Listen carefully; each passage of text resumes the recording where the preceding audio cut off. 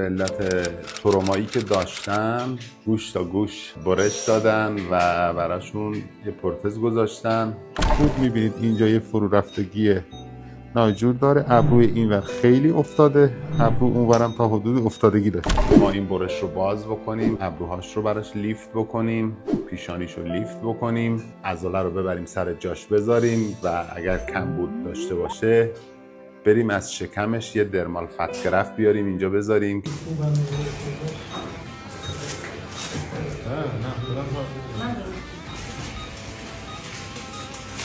و همونطوری که میبینید این فرو رفتگی کاملا رفت شده، عضله رو لیفت کردیم. این قسمت بالای ابروش هم باز که باعث افتادگی بیشتر این ابرو شده بود، اینجا هم با درمال فت گرفت براشون پر کردیم، همه رو با استخوان فیکس کردیم، تونل زدیم و یه لیفت کامل برایشون دو طرفه انجام دادیم. منتها سمت راستش رو چون افتادگی شدیدتر بود بیشتر کشیدیم، سمت چپش رو کمتر و اینم در پایان عمل.